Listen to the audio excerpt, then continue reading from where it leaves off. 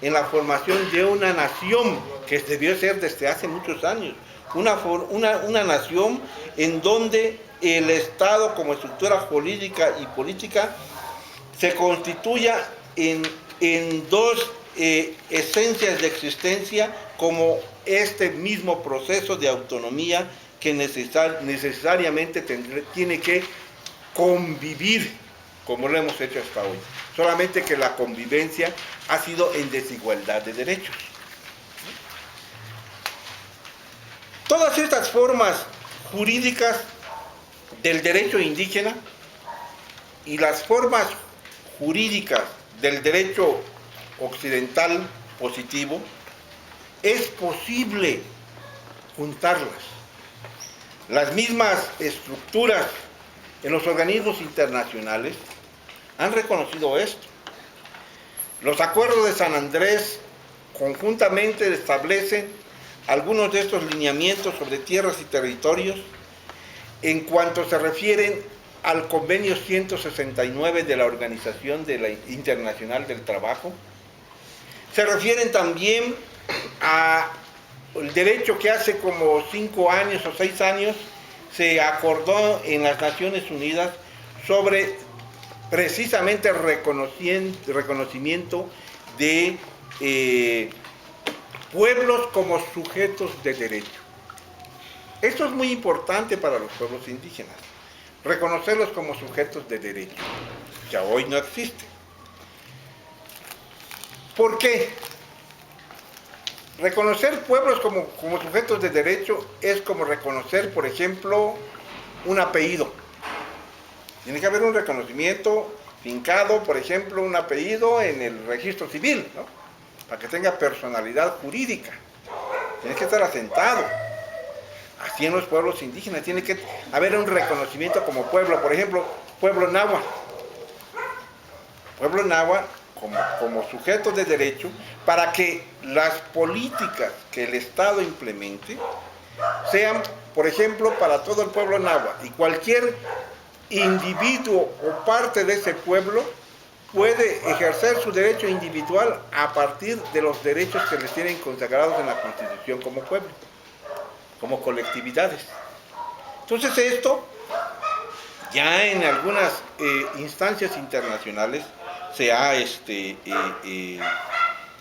establecido. ¿Qué sucede en México?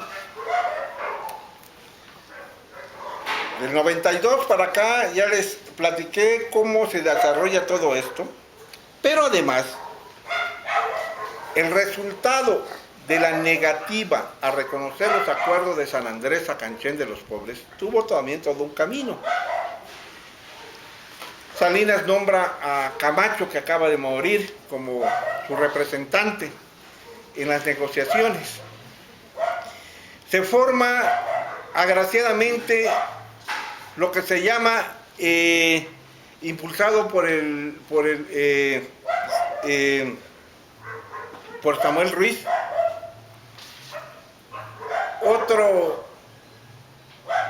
otra instancia, Samuel Ruiz, investigadores y personalidades de mediación entre el gobierno,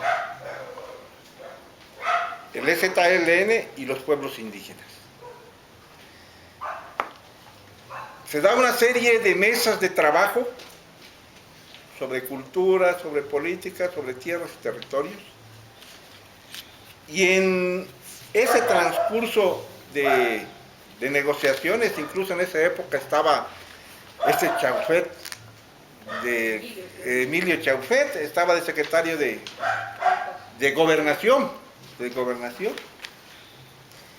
Y entonces Zedillo ya está de presidente de la República en ese momento. Y se firman los primeros acuerdos de la Mesa 1 sobre derechos y cultura interna, que precisamente se les da ese nombre, para desarrollar los compromisos que se contienen en esos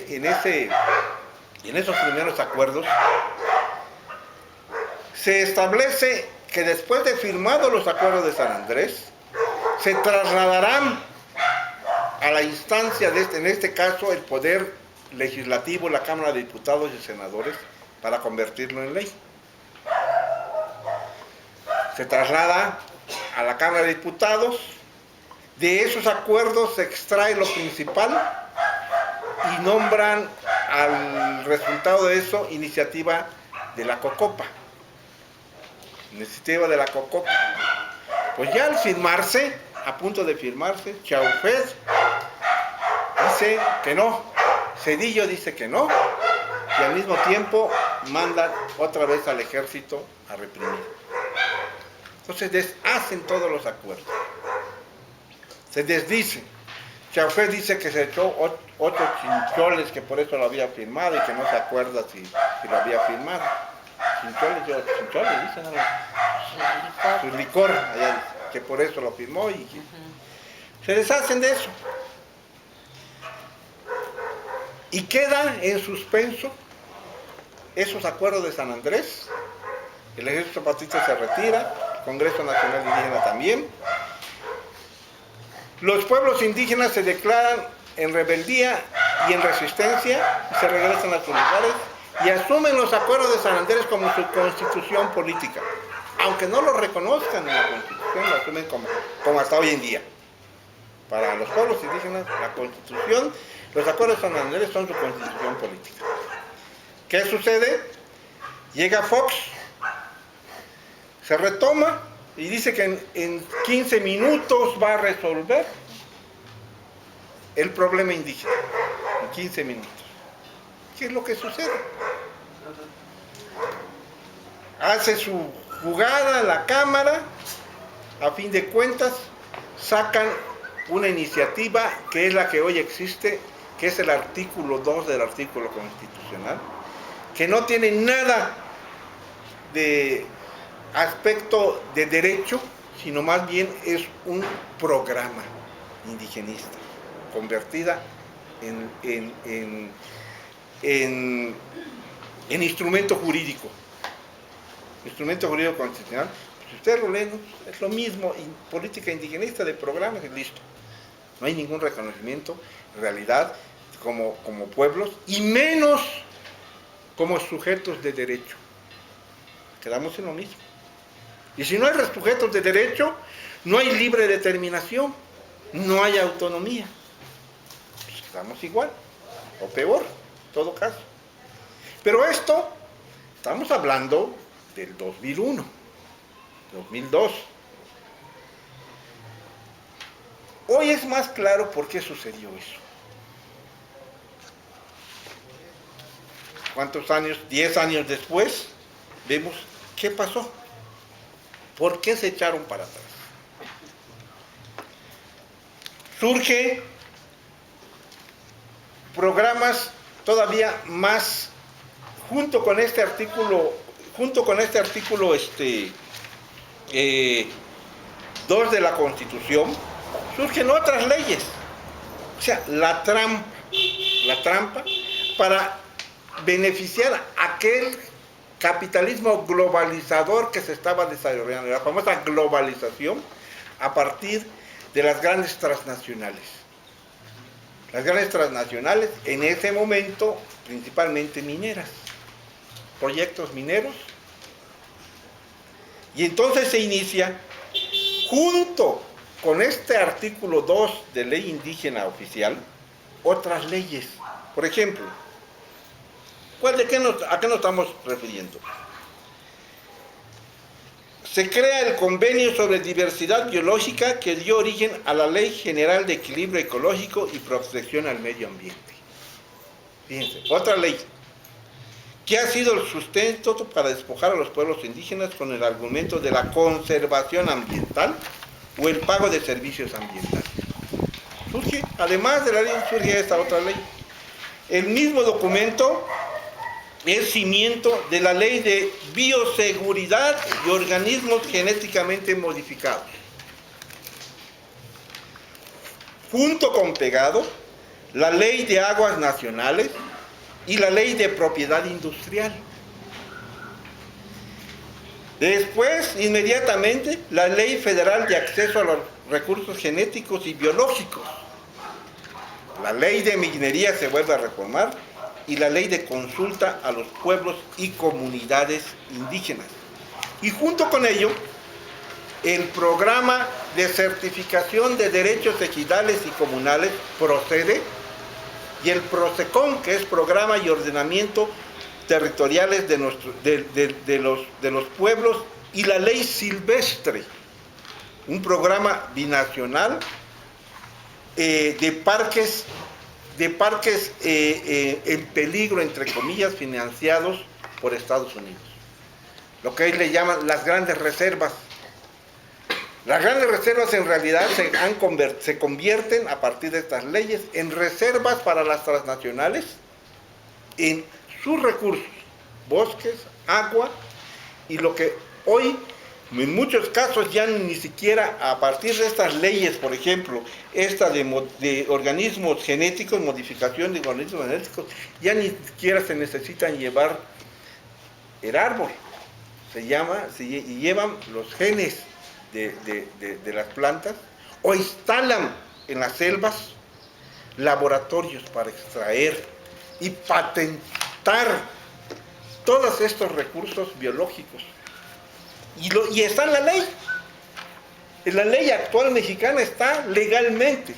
Por eso, cuando las comunidades se declaran en lucha y acuden a los organismos establecidos a imponer su queja, a buscar apoyos para detener esto, le dicen, no, si ustedes están mal, los que están delinquiendo son ustedes, porque esto está en la ley, es legal. Y sí es cierto, es legal. Legalizaron todo este despojo, legalizaron todo este robo, está legalizado en la ley. Por eso gran parte de los acuerdos de San Andrés contradicen todas estas leyes. Estas leyes, tanto las nacionales como las internacionales. Pero hay todo un diccionario, podemos decir, de empresas en México que ya están instaladas como tal.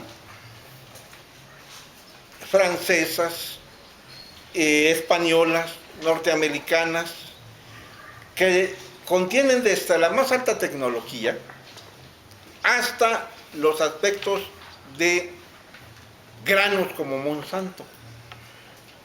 Monsanto es el que tiene el control de todas las semillas transgénicas en el mundo, uno de los más grandes, que están asentados aquí. Otras, por ejemplo, Sirgenta, Dupont, Bayer, Dow y Bass, todas estas, Cargill, y hay otras como 10, en donde además de ello, y antes se le llamaba a sus acciones se le llamaba biopiratería. Ahora ya no, es legal. Antes era biopiratería, hoy todo es legal con todas estas empresas. Y junto con ello, también dentro de la globalización, están las que más conocemos.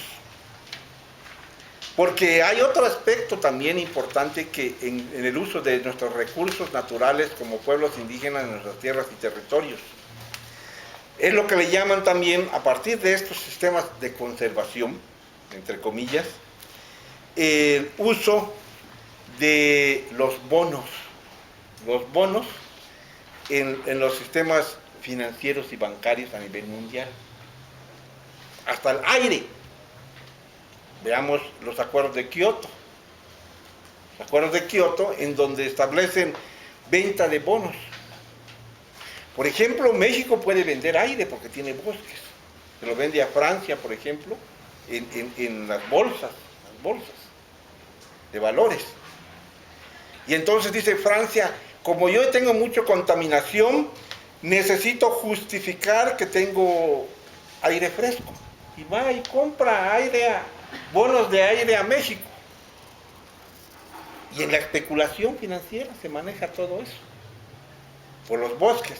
Entonces, con eso dicen, aquí están mis bonos, se los presenta a la instancia internacional que ya compró bonos de oxígeno y ya puede seguir contaminando en su país. Entonces, el aire también se privatiza, además del agua que hemos visto. Y aquí entonces hay empresas, por ejemplo, que las que más conocemos, por ejemplo, que están en esta jugada. Todas están interrelacionadas como una telaraña, aunque son como comandos, tienen una cabeza en donde tienen sus empresas, y esa empresa tiene sus contactos con eso.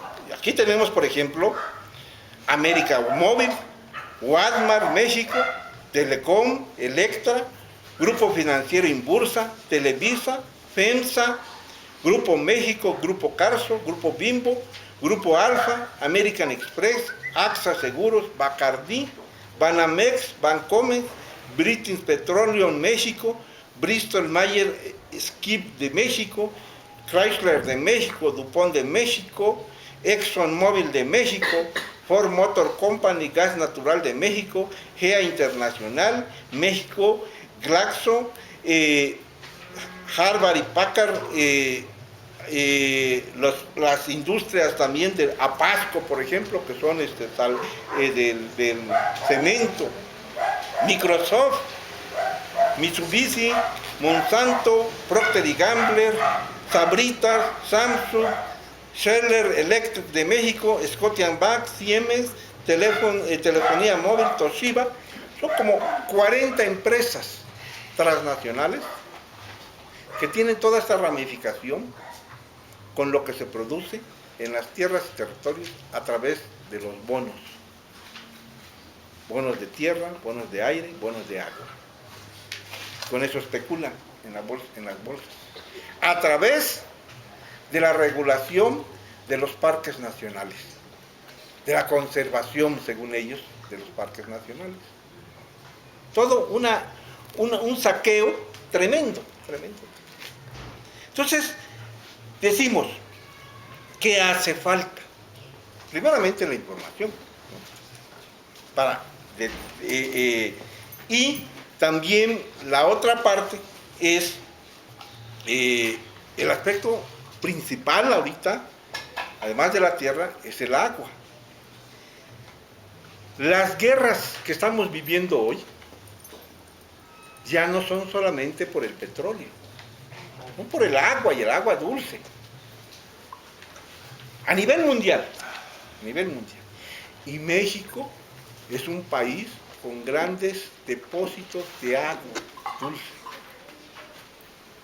dulce.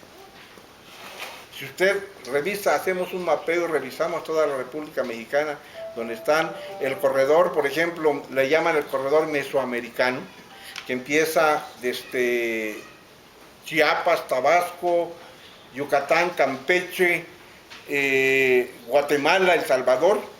Todo es un jirón de bosques, se llaman el corredor mesoamericano.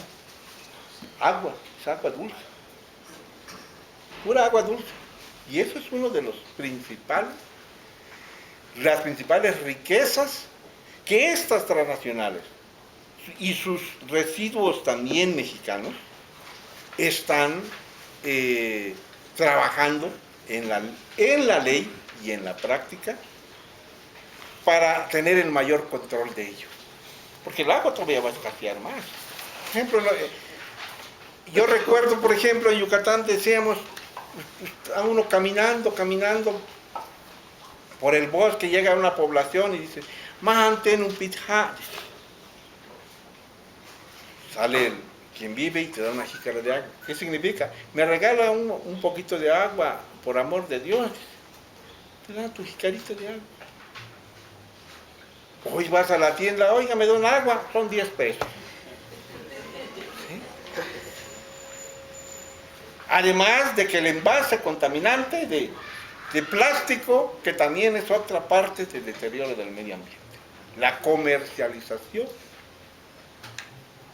del agua es otra de las partes, ¿no? de lo que hay, de lo que viene. prácticamente, principalmente del agua dulce. Ahorita hay unos proyectos que están haciendo en las principales centros capitales, Distrito Federal, que aquí ya está prácticamente, Guadalajara, Puebla, Monterrey. En todo el alrededor de estas están haciendo lo que le llaman, por compañías también transnacionales, un mapeo y un estudio de los acuíferos, de los acuíferos, y seleccionando el agua, cuál es pura, cuál es media pura y cuál no. Pretenden hacer grandes, bueno, como ya estamos aquí, que nos traen el agua exactamente de Cusamala, exactamente. Pero eso pretenden hacerlo en todas, porque ya no hay.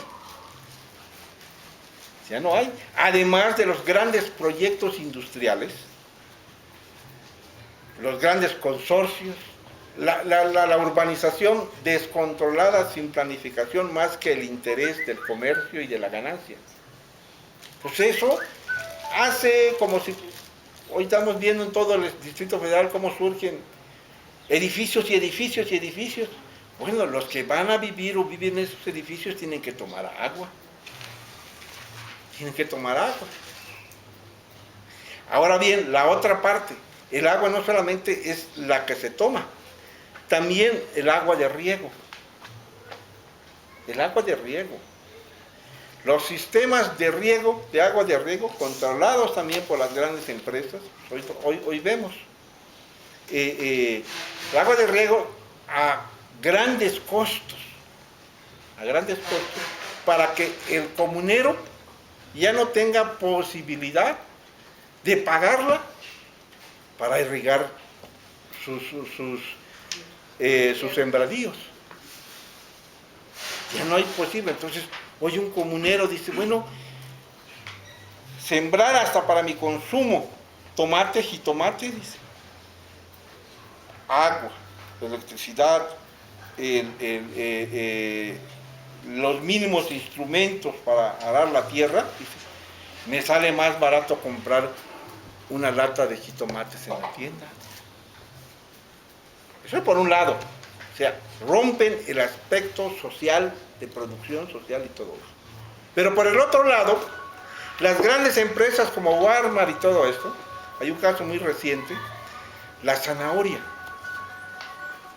Uno va a Walmart, a todo, están las zanahorias bonitas. ¿Cómo crees que se los pagan a los productores? Casos muy recientes, llegan con su producción, le dicen, no, esta no me gusta, te pago tanto. Oiga, pero si ni el precio me va a salir del transporte, la gasolina, ¿no? Si quieres, si no, llévate. Entonces, hoy los productores, les va a salir más caro transportarlo a venderse al país.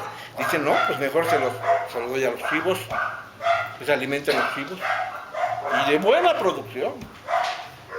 Y mientras aquí, los que vivimos en los centros urbanos, pagando altos costos de esta producción que se venden allá en los centros comerciales. Eso es un capitalismo profundamente miserable.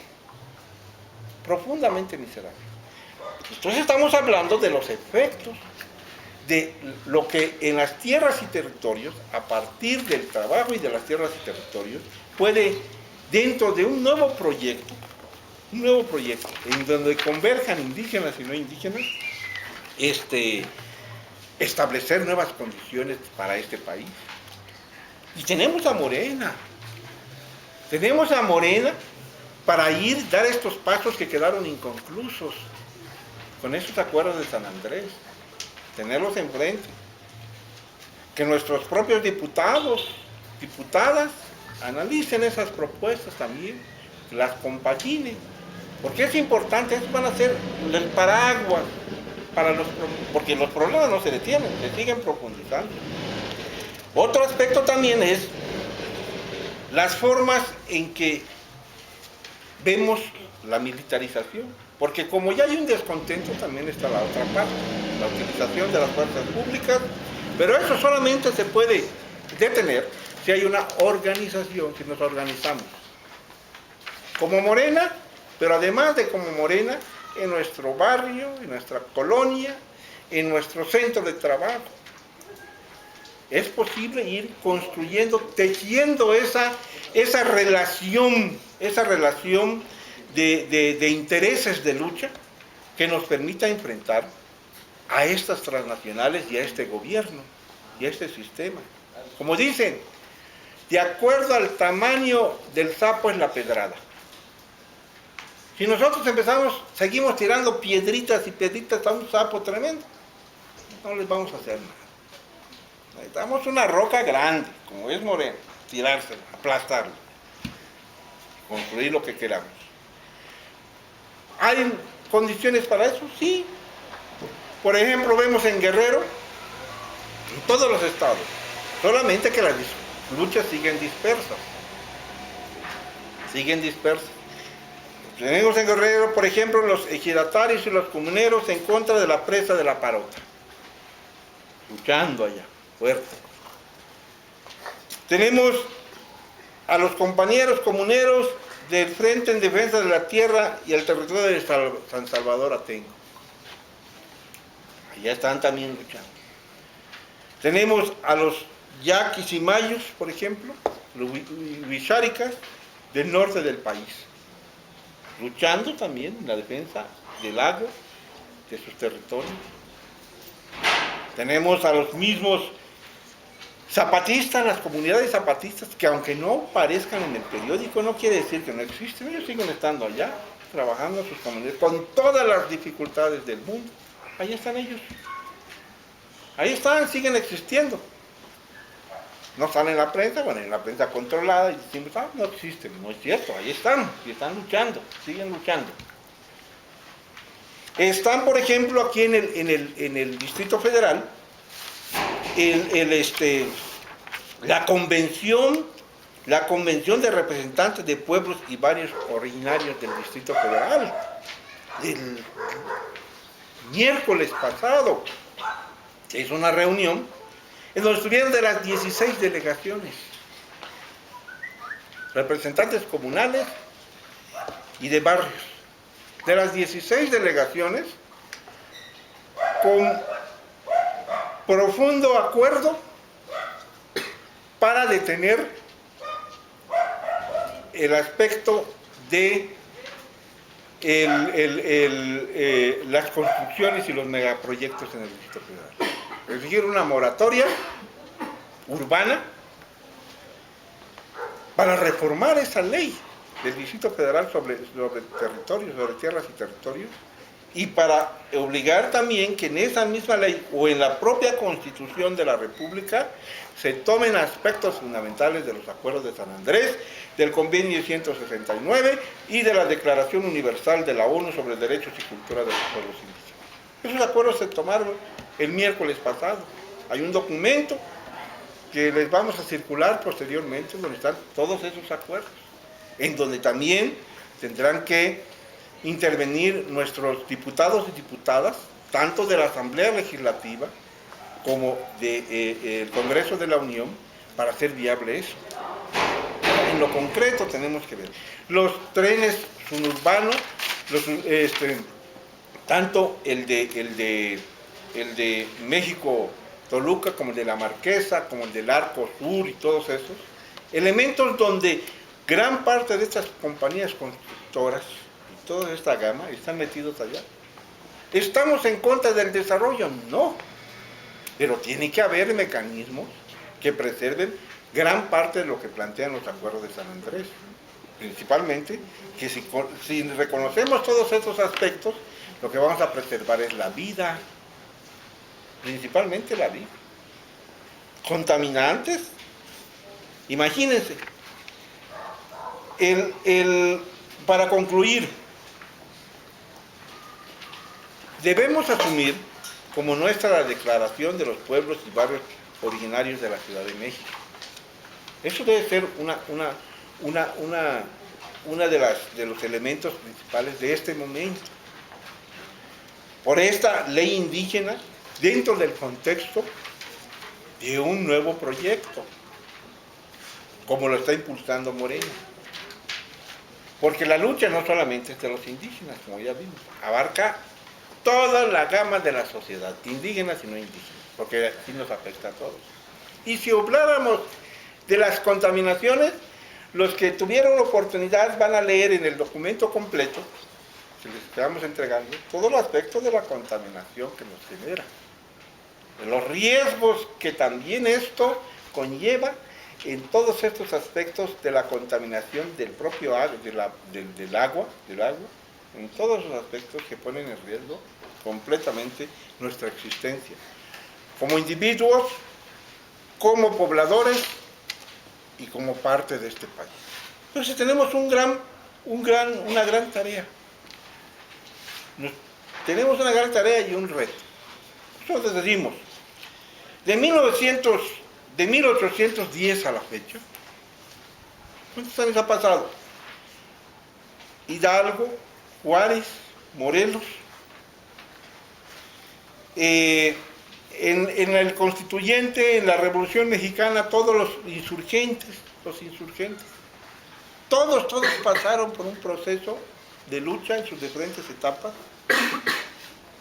Y si nosotros leemos la historia, que es parte de lo que nos quieren también hacer que olvidemos, vamos a ver que todos ellos cumplieron.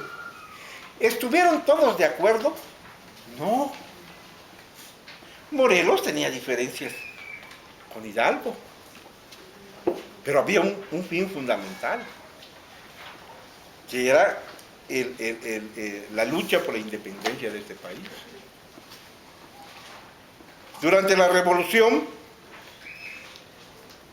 los insurgentes, ¿todos estuvieron de acuerdo? Tampoco. Entonces, en Morena, ¿todos vamos a estar de acuerdo? No. Pero hay un fin, una necesidad.